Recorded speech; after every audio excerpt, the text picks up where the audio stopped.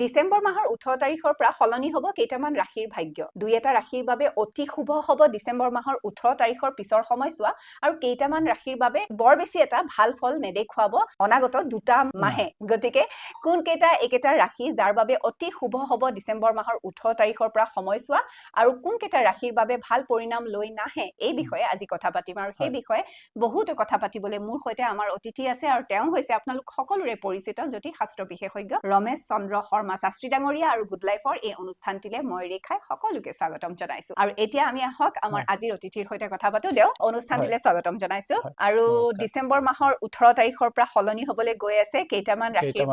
ভাগ্য কেইটামান ৰাশিৰ কাৰণে অতি ভাল হ'ব আৰু কেইটামান ৰাশিৰ কাৰণে অতি চিন্তনীয় সময় হ'ব কথাটো হৈছে আমাৰ এই ৰাশি চক্ৰত কালপুৰুষ চক্ৰত সময়ে কিবিলাকৰ পৰা এটা ৰাশিৰ পৰা এটা ৰাশিলৈ স্থান পৰিৱৰ্তন কৰে গ্ৰহবিলাকে এই গ্ৰহবিলাকে পৰিৱৰ্তন কৰা সময়টোতে কোনোবা সময়ত সেই ব্যক্তিসকলে গম নাপাওঁতেই সেই ৰাশি ব্যক্তিসকলে কেতিয়াবা অকস্মাতে সেইটো প্ৰাপ্তি হয় বুলি ভাবে এই অকস্মাতে প্ৰাপ্তি নহয় আচলতে সেই গ্ৰহৰ সেই পৰিৱৰ্তন গ্ৰহৰ সেই স্থান সলনিৰ লগে লগে হৈ যায় কিন্তু এই 2025ৰ শেষ ভাগত কেইটামান ৰাশিৰ কাৰণে এক মহাভাগ্য কঢ়াই আনিছে আৰু কেইটামান ৰাশিৰ কাৰণে অকনমান বিপৰ্যয় কঢ়িয়াই আনিছে গতিকে সেই ৰাশি কেইটাৰ ভিতৰত কোন কেইটাৰ সৌভাগ্য লাভ কৰিব কোন কেইটাই ধন অৰ্থৰে তেওঁলোক সমৃদ্ধিশালী হ'ব এই বছৰৰ শেষ ভাগত আৰু কোন কেইটাই শেষ ভাগত অকমান ঘূৰি 2025লৈ ঘূৰি চাবলগীয়াত পৰিব প্ৰথমতে কথা পাতিম আটাইতকৈ শুভ সংবাদ 2025ৰ শেষৰ ফালে 18 ডিসেম্বৰৰ পৰা শুভ সংবাদ কঢ়িয়াই আনিব কোন দুটা ৰাশিৰ বাবে হয় আটাইতকৈ শুভ সংবাদ কঢ়িয়াই কিয় আনিব তাৰ আগতে ক'ব লাগিব নিশ্চয় বৃহস্পতি কৰ্কট ৰাশিৰ পৰা ইতিমধ্যে কি কৰিছে মিথুন ৰাশিলৈ বক্ৰী হৈ গৈছে আৰু অহা মঙ্গলবাৰে আঘোণ মাহ শেষ হ'ব পুহ মাহ আৰম্ভ হ'ব পুহ মাহ আৰম্ভ হোৱাৰ লগে লগে অৰ্থাৎ বৃশ্চিক ৰাশিৰ পৰা ধনু ৰাশিলৈ চাৰিটা গ্ৰহ একেলগে তাতে অৱস্থান কৰিছে কি সেই চাৰিটা গ্ৰহ সেই চাৰিটা গ্ৰহৰ ক্ৰিয়া প্ৰতিক্ৰিয়া কি এই বিষয়ত যদি আমি বিশ্লেষণ কৰো দেখা যায় যে সেই গ্ৰহ কেইটাৰ সমন্বয়ে বা একত্ৰ অৱস্থানে কি কৰিছে কেইটামান ৰাশিক বিশেষভাৱে সুযোগ আনিছে আৰু কেইটামান ৰাশিৰ কাৰণে বিশেষভাৱে অভাৱনীয়ভাৱে দুৰ্যোগ নমাই আনিছে কিন্তু চিন্তা নকৰিব আপোনালোকৰ সেই সময় মাত্ৰ দুমাহৰ পৰা এমাহ 45 দিন মানে আঢ়ৈ মাহলৈকেহে থাকিব কিন্তু বৃশ্চিক ৰাশিৰ পৰা ধনু ৰাশিলৈ যোৱা সেই চাৰিটা গ্ৰহনো কি এক নম্বৰ হৈছে শুক্ৰ আৰু মংগল যেহেতু 16 তাৰিখৰ পৰাই ধনু ৰাশিত বহিছেই এতিয়া ৰবি আৰু বুধ 18 তাৰিখত যাব ৰবিয়ে 16 তাৰিখতেই যাব গৈ চাৰিওটা গ্ৰহই সেই ধনু ৰাশিত অৱস্থান কৰিব আৰু চাৰিওটা ৰাশিৰ প্ৰভাৱত ধনু ৰাশি আৰু ইফালে মিথুন ৰাশিৰ পৰা বৃহস্পতিয়ে যেহেতু সপ্তমত পূৰ্ণ দৃষ্টি কৰি আছে গতিকে পাঁচটা গ্ৰহৰ মানে কি প্ৰভাৱ পৰিছে ধনু ৰাশিত গতিকে ধনু ৰাশি হ'ব আটাইতকৈ সৌভাগ্যৱান ৰাশি এই 16 তাৰিখৰ পিছৰ পৰাই মানে 18 তাৰিখৰ পৰা 18 তাৰিখৰ পিছৰ পৰাই আটাইতকৈ ভাগ্যৱান ৰাশি হৈছে ধনু ৰাশি এই 2025ৰ শেষ মুহূৰ্তত তেওঁলোকে শেষ হাঁহি মৰাৰ সুযোগ কিন্তু আছে গতিকে শেষ হাঁহি সুযোগ পাব তেওঁলোকে যথেষ্ট ধন প্ৰাপ্তিৰ যোগ আছে কৰ্মৰ যদি কাৰোবাৰ কৰ্ম হৈ আছে একেটা দিনতে কৰ্ম পাব যিসকল শিক্ষকৰ ইতিমধ্যে চাকৰি গৈছিলে তেওঁলোকৰ হয়তো চাকৰিৰ এই ধনটো কিবা ধন দিও বুলি কৈছে এই 91ত যিখিনি চাকৰিৰ পৰা মানে আঁতৰাইছিলে সেই শিক্ষকখিনি তেওঁলোকৰ হয়তো এটা সিদ্ধান্ত এই কেইটা দিনতেই পাই যাব গতিকে ধনু ৰাশিৰ যিসকল ব্যক্তি সেইসকল ব্যক্তিৰ সৌভাগ্যৰ জৰিয়তে আনৰো মানে ওচৰে পাজৰে থকা তেওঁলোকৰো ভাল হ'ব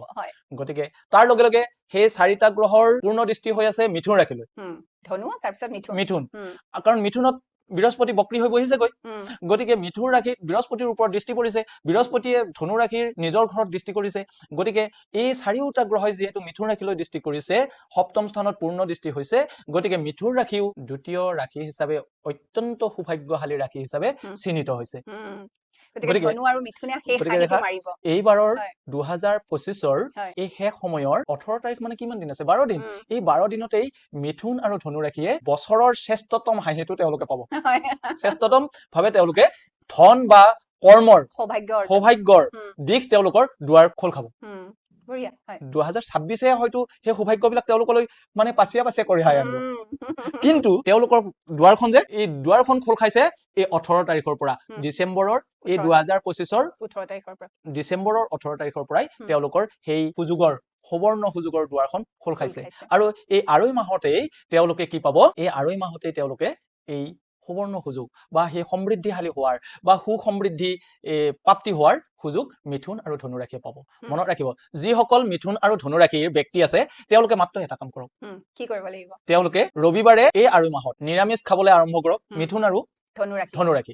বিশেষকৈ হুম। আৰু বৃহস্পতিবাৰে তেওঁলোকে হালধিৰে গা ধোৱা আৰম্ভ কৰক হালধিৰে গা ধুব আৰু দেওবাৰে নিৰামিষ আহাৰ গ্ৰহণ কৰিব হয় তাৰ পিছতেই হুম। আৰু কিছু ওচৰ পাজৰ ৰাশি কেইটামানেও এই সৌভাগ্যৰ পাব অকণমান হলেও ভাগটো পাব নহয় ভাগ পাব গতিকে তাৰ ভিতৰত আমি ক'ব পাৰো হয়। যিহেতু বক্ৰী হৈ বৃহস্পতিয়ে হুম। মিথুন ৰাশিলৈ গৈছে কৰ্কট ৰাশিৰ পৰা হুম। গতিকে কৰ্কট ৰাশি যিহেতু দ্বিতীয় স্থান হৈ থাকিলে এতিয়া বৃহস্পতিৰ পৰা হুম। গতিকে বৃহস্পতিয়ে যিহেতু তুংগ স্থান কৰ্কট ৰাশি বৃহস্পতিয়ে দ্বিতীয় স্থানটো চাই থাকে দ্বিতীয় স্থানটো বৃহস্পতিৰ পৰা দ্বিতীয় স্থানটো যিহেতু ধনস্থান গতিকে কৰ্কট ৰাশিৰ ব্যক্তিসকলৰ কাৰণেও ধনৰ আগমন ঘটাৰ সুযোগ আছে হুম। এই 2025 18 ডিচেম্বৰৰ পৰাই হুম। কৰ্কট ৰাশিৰ মানে মহালক্ষ্মীৰ আগমনৰ সুযোগ আছে যিসকলে ব্যৱসায় কৰিছে যিসকলে চাকৰি কৰিছে বা যিসকলে বিভিন্ন উপাৰ্জনমুখী কৰ্মত অৱতীৰ্ণ হৈ আছে তেওঁলোকৰ কিন্তু উপাৰ্জনৰ দিশটো আগবাঢ়িব চাকৰিয়ালসকলৰো হয়তো ইনক্ৰিমেন্টৰ কাৰণে এটা সুন্দৰ ঘোষণা পাব বা এটা সুফল প্ৰাপ্তি হ'ব কৰ্কট ৰাশিৰ কন্যা ৰাশিৰ তুলা ৰাশিৰ ব্যক্তিসকলৰ কাৰণে এই বছৰটোৰ দ্বিতীয় সুযোগ মানে মিথুন আৰু ধনু ৰাশিৰ পিছতেই দ্বিতীয় সুযোগটো গ্ৰহণ কৰিব কৰ্কট ৰাশি কন্যা ৰাশি আৰু তুলা ৰাশিৰ ব্যক্তিসকলে কাৰণ তুলা ৰাশি হৈছে ৰবিৰ পৰা একাদশ স্থানৰ ৰাশি আৰু বৰ্তমান এতিয়া ৰবিৰ পৰাও একাদশত থাকিব শুক্ৰৰ পৰাও একাদশত থাকিব শুক্ৰৰ ৰাশি আৰু বুধৰ পৰা কন্যা ৰাশি দশমত থাকিব গতিকে এই দশম একাদশৰ ৰাশি কেইটাৰ প্ৰতি সদায় সুফল প্ৰাপ্তি হয় গ্ৰহৰ স্থানৰ পৰা একাদশত থকা ৰাশিটো বা দশম স্থানত থকা ৰাশিটো সুফল প্ৰাপ্তি হয় আৰু বৃহস্পতিৰ পৰা চতুৰ্থ আৰু পঞ্চমত থকা ৰাশিটোই সুফল প্ৰাপ্তি হয় দ্বিতীয়ত যেনেকে পাব চতুৰ্থটো পাব পঞ্চমতো পাব গতিকে পঞ্চম চতুৰ্থ দ্বিতীয় ৰাশিটো হৈছে বৃহস্পতিৰ পৰা কৰ্কট ৰাশি তাৰ পিছত চতুৰ্থ ৰাশিটো হৈছে কন্যা ৰাশি আৰু তৃতীয় ৰাশিটো পঞ্চম স্থানত থকা ৰাশিটো হৈছে তুলা ৰাশি গতিকে এই ৰাশি কেইটাই সুফল প্ৰাপ্তি হ'ব এতিয়া এইটো সেকেন্ড স্তৰ 3 নম্বৰ সুযোগ পাব মকৰ ৰাশি আৰু কুম্ভ ৰাশি কিন্তু এতিয়া কোন কেইটা ৰাশিৰ তেনেহলে অলপ আমাৰ নিশা নামি আহিছে কোন কেইটা ৰাশিৰ অলপ এই 2025ৰ শেষ সময়খিনিত তেওঁলোকে অকমান পিছলৈ ঘূৰি চাবলগীয়া হৈছে মানে এইকেইটা ৰাশি পিছলৈ ঘূৰি চাব নালাগে তাৰমানে তেওঁলোকৰ যেন সুযোগৰ সোণালী দুৱাৰখন খোল খালে কিন্তু কেইটামান ৰাশিৰ তাৰ লগতে সেই একে অৱস্থানৰ কাৰণে দুখৰ দুৱাৰখন খোল খাইছে এই দুখৰ দুৱাৰখন খোল খোৱা ৰাশি কেইটা বিশেষকৈ 1 নম্বৰতে মীন ৰাশি তাত শনি বহি অসুবিধা কৰি আছে তাৰ উপৰি মেষ ৰাশি দ্বিতীয় স্তৰৰ বৃষ ৰাশি দ্বিতীয় স্তৰৰ আটাইতকৈ বেয়া হৈছে বৃশ্চিক ৰাশি আৰু মীন ৰাশিৰ বৃশ্চিক ৰাশি আৰু মীন ৰাশিৰ ব্যক্তিসকলে এই সময়খিনিত তেওঁলোকে অকনমান সাৱধানে থকা ভাল যিকোনো মুহূৰ্ততে তেওঁলোকৰ অৰ্থক্ষয় হ'ব পাৰে দুৰ্ভাৱনা আহিব পাৰে মনৰ গতি সলনি হ'ব পাৰে ব্যৱসায়ত হানি হ'ব পাৰে শৰীৰত অকস্মাতে কিবা আঘাতৰ পাব পাৰে বা অসুখ বিসুখ হ'ব পাৰে গতিকে সাৱধান থাকক সদায় খোৱা আৰু চলা ফুৰাত এই বিশেষকৈ দুমাহ তেওঁলোকে সাৱধান হোৱা ভাল বিশেষকৈ মীন ৰাশি আৰু বৃশ্চিক ৰাশিৰ ব্যক্তিসকলে 2 নম্বৰতে মেষ ৰাশি আৰু বৃষ ৰাশিৰ ব্যক্তিসকলেও কিছু সাৱধান হোৱা ভাল 3 নম্বৰতে সিংহ ৰাশিৰ ব্যক্তিসকলেও কিছু সাৱধান হৈ চলিলে তেওঁলোকৰ এই সময়খিনি কাটি যোৱাৰ পিছত 2026 চনত ফেব্ৰুৱাৰী মাহৰ পৰা তেওঁলোকে সুফল পাব গতিকে আপোনালোকে চিন্তা নকৰিব গ্ৰহৰ অৱস্থান এনেকে আহে আৰু গৈ থাকে কিন্তু এই গ্ৰহৰ অৱস্থান জনাৰ পিছত আপোনালোকে সাৱধান হওক আৰু তাৰ কাৰণে ব্যৱস্থা লওক এতিয়া যিসকলৰ কাৰণে অত্যন্ত দুখ কঢ়িয়াই আনিছে সেই ৰাশি কেইটাই এই কেইটা দিনত কি ব্যৱস্থা ললে তেওঁলোকৰ দুখৰ পৰিমাণ কমিব সেই বিষয়ত নিশ্চয় ৰেখা ক'ব লাগিব নহয় কাৰণ তেওঁলোককতো পৰিত্ৰাণ লাগিব সকলোকে লাগিব গতিকে এটা কাম কৰিব তেওঁলোকেও এই স্নান বিধিমতে স্নান কৰক তাৰ উপৰি বৃশ্চিক ৰাশি আৰু মীন ৰাশিৰ ব্যক্তিসকলে নিতৌ পাৰ চৰাইক খাদ্য দিয়ক চাউল দিয়ক বুটমাহ দিয়ক মগুমাহ দিয়ক যি খায় সেয়া আপোনালোকৰ ঘৰত থকা পাৰ চৰাইকে দিয়ক পাৰিলে সদায় দিয়ক নোৱাৰিলেও এটা বাৰ ঠিক কৰি লওক কোনটো বাৰ ভাল হ'ব তেওঁলোকে মীন ৰাশিৰ আৰু বৃশ্চিক ৰাশিৰ ব্যক্তিসকলে শনিবাৰে নতুবা তেওঁলোকে মংগলবাৰে পাৰ চৰাই খাদ্য দিয়ক দেখিব তেওঁলোকৰ বহুখিনি সেই গ্ৰহৰ দুদৃষ্টি বা কুদৃষ্টি বা অপদৃষ্টি কৰ্তন হৈছে তেওঁলোকে বহুখিনি সমস্যাৰ পৰা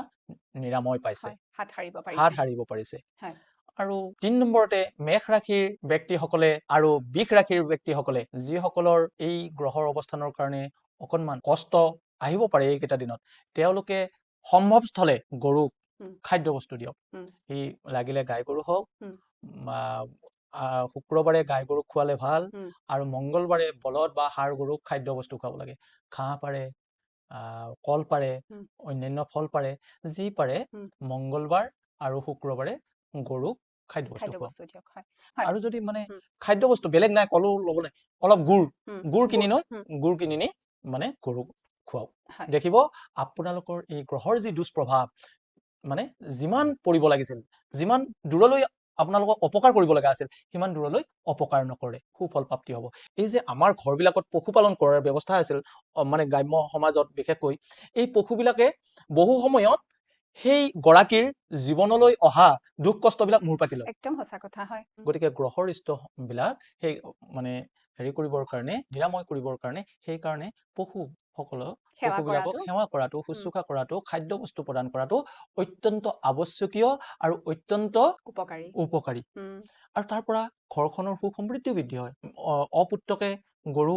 যদি খাদ্য বস্তু খুৱাই নহয়, তেনেহলে তেওঁলোকে হেৰি পাব, পুত্ৰ লাভ হ'ব। এই কাহিনী ৰামায়ণত উল্লেখিত আছে। ৰজা ৰঘুৰ যেতিয়া সন্তান নাছিল, তেতিয়া বশিষ্ঠ মুনিৰ ওচৰলৈ গৈছিল। বশিষ্ঠ মুনিৰ পৰামৰ্শ কৰিলে যে তুমি কি কৰা, গাই এজনীক তুমি শুশ্ৰূষা কৰা, গাইজনী যেতিয়া সন্তুষ্ট হ'ব তেতিয়া তুমি সন্তান পাবা। গাইজনীক তেতিয়া সেই ৰজাই গাই চাৰিবলৈ, গৰু চাৰিবলৈ গৰখীয়া হ'ল। ৰজা গৰখীয়া হৈ অৰণ্যলৈ লৈ যায় গাইজনীক মানে চোৱা চিতা কৰি মন পচন্দৰ ঘাঁহৰ অনিডৰাত ৰাখে। এদিন স্বয়ং বিষ্ণুই তেওঁক প্ৰমাণ কৰিলে তেওঁ স্বাৰ্থ শুশ্ৰূষা কৰিছে নে আচলতে এই গাইজনীৰ প্ৰতি মৰম আছে। তেওঁ বাঘৰ ৰূপ ধাৰণ কৰিলে, বাঘ হৈ আহি সেই গাইজনীক মানে আক্ৰমণ কৰিলে। কৰাত তেতিয়া বাঘৰ মানে তেওঁ প্ৰাৰ্থনা জনাইছে, তুমি এই গাইজনীক নাখাবা, লাগিলে মোকে খোৱা, গতিকে তথাপি তুমি গাইজনীক এৰি দিয়া আৰু তাৰ বিনিময়ত লাগিলে মোৰ প্ৰাণ লোৱা, এই বুলি যেতিয়া ক'লে তেতিয়া গাইজনীক এৰি দিলে। দি উঠি তেওঁ মানে নিজৰ ৰূপ এটা ছায়া ৰূপত মানে দেখুৱাই তেওঁ আকাশবাণী কৰালে যে হে ৰজা ৰঘু, তোমাৰ এই গো শুশ্ৰূষাত মই সন্তুষ্ট হৈছো। কাৰণ কৃষ্ণই বা বিষ্ণুই গৰুক খুব মৰম কৰিছিল, গতিকে তেওঁ সেইকাৰণে সেই ৰজা ৰঘুক পৰীক্ষা কৰিবলৈ আহিছিল। আৰু আহি দেখিলে যে তেওঁ সঁচাকেই আচলতে গাইজনীক তেওঁৰ স্বাৰ্থ আছে যদিও তেওঁ গাইজনীৰ মানে মৰমত ইমান আত্মিক হৈ গৈছে যেন নিজৰ প্ৰাণ আহুতি দিব তেওঁ কুণ্ঠাবোধ নকৰে। তথাপিও গাইজনীক এই প্ৰাণ ৰক্ষাৰ কাৰণে তেতিয়া বিষ্ণুই কৈছে, তুমি এনে এজন পুত্ৰ পাবা যিজন পুত্ৰই তোমাৰ বংশ ৰক্ষা কৰিব আৰু স্বৰ্গলৈকেও গৈ তেওঁ মানে স্বৰ্গ সুখ লাভ কৰিব পাৰিব বা স্বৰ্গলৈকে তেওঁৰ প্ৰতাপ সুদূৰ প্ৰসাৰী বিয়পি যাব। গতিকে ৰজা ৰঘুৰ এই কাহিনীটো যে গো শুশ্ৰূষাৰ জৰিয়তে যে তেওঁ সন্তান প্ৰাপ্তি হৈছিল তাৰ উদাহৰণ কিন্তু সুন্দৰভাৱে দিয়া আছে। গতিকে যিসকল নিসন্তান তেওঁলোকেও সন্তান প্ৰাপ্তিৰ কাৰণে গো শুশ্ৰূষা কৰিব লাগিব, গৰুক খাদ্য খুৱাব লাগে। ২ নম্বৰ কথাটো আমাৰ ক'ত এৰিলো? আমি এতিয়া আহিব লাগিব, আমি মকৰ আৰু কুম্ভটো থাকি গৈছিলে, তেওঁলোকৰ কাৰণে প্ৰতিকাৰ স্বৰূপে তেওঁলোকে কি কৰিব লাগিব? প্ৰতিকাৰ স্বৰূপে মকৰ আৰু কুম্ভ ৰাশিৰ ব্যক্তিসকলে যিহেতু বুধ গ্ৰহটো তেওঁলোকৰ কাৰণে অতি প্ৰিয় গ্ৰহ, মকৰ আৰু কুম্ভ ৰাশি শনিৰ কাৰণে বুধ গ্ৰহটো অতি, কাৰণ শনিও বিষ্ণু ৰূপ বুলি কয় আৰু বুধও কুমাৰ গ্ৰহ আৰু নাৰায়ণ আৰু বিষ্ণুৰ অৱতাৰ স্বৰূপ বুলি কৈছে। আৰু বুধে বুদ্ধি প্ৰদায়ক, সেইকাৰণে শনিত ধনুখন আৰু বুধৰ কাঁড়ডাল, ধনু আৰু কাঁড়ৰ সংযোজনতহে উচিত সন্ধান কৰিব পাৰি। গতিকে বুধে বুদ্ধি প্ৰদায়ক, বুদ্ধি সঠিক সময়ত সঠিকভাৱে প্ৰয়োগ কৰিব পাৰিলেহে তেওঁ সফলতা প্ৰাপ্তি হয়। আৰু ধনুখন হৈছে শনি মহাপ্ৰভু। গতিকে শনি আৰু বুধৰ এটা বিশেষ মিল আছে। সেইকাৰণে বুধবাৰে সৰু ল'ৰা ছোৱালীক যদি কুম্ভ ৰাশি আৰু মকৰ ৰাশিৰ ব্যক্তিসকলে কিবা মিঠা বস্তু খুৱায়, তাৰ উপৰি শনি মন্দিৰতো যদি তেওঁলোকে তিল দান কৰে, তেনেহলে সুফল প্ৰাপ্তি হ'ব। আৰু তেওঁলোকে তিলেৰে বা অপৰাজিতাৰে গা ধুৱকেই শনিবাৰটোত, প্ৰত্যেকেই ধুৱক, তেওঁলোকে বিশেষকৈ এইখিনি কৰি থাকিলে সুফল প্ৰাপ্তি হ'ব। গতিকে এয়া আছিলে 2025ৰ শেষৰ ফালে শেষ হাঁহি কোনে মাৰিব আৰু কোনে অকনমান চিন্তা কৰিবলগীয়া সময় হ'ব, সেই বিষয়ে কিছু কথা মানে ডিচেম্বৰৰ 18 তাৰিখৰ পৰা 18 ডিচেম্বৰৰ পৰা কেইটামান ৰাশিৰ ভাগ্য সলনি হ'ব। আৰু কেইটামান বুলি নহয়, সকলো ৰাশিৰে ভাগ্য সলনি হ'ব। কেইটামানৰ কাৰণে খুবেই ভাল হ'ব আৰু মানে সুযোগ, আৰু কেইটামানৰ কাৰণে অকনমান চিন্তাৰ বিষয় হ'ব। সাৱধানে দেৱে যিখিনি কথা ক'লে সেইখিনি যদি মানি চলে সকলোৰে কাৰণে খুব ভালকৈ সুন্দৰকৈ এই দুমাহ যিটো সময়, সেয়া আগন্তুক দুমাহ সময়টো খুব ভালকৈ পাৰ হ'ব, আমি তাৰে কামনা কৰিছো। আৰু এইখিনিতে আমাৰ দৰ্শকসকলক অনুৰোধ জনাইছো, যদি অনুষ্ঠানটি চাই ভাল পাইছে তেতিয়াহ'লে কমেণ্ট কৰিবলৈ নাপাহৰিব, আৰু এতিয়ালৈকে যদি চেনেলটো ছাবস্ক্ৰাইব কৰা নাই অতি সোনকালে ছাবস্ক্ৰাইব কৰিব বুলি আশা ৰাখিছো। আৰু দেও এইখিনিতে আপোনাক ধন্যবাদ জনাইছো, বহুখিনি কথা ক'লে তাৰ কাৰণে ধন্যবাদ জনাইছো। হয়, আৰু প্ৰিয় দৰ্শক, আমি দুয়োগৰাকী আজিৰ অনুষ্ঠানটিৰ পৰা এইখিনিতে বিদায় লৈছো। ভালে কুশলে থাকিব, সকলোৱে মংগলময় হওক আৰু 2026 সকলোৰে কাৰণে মংগলময় হৈ আহক, এই আশা ৰাখি আপোনালোকৰ পৰা আজি বিদায় লৈছো। ভালে কুশলে থাকিব। হয়।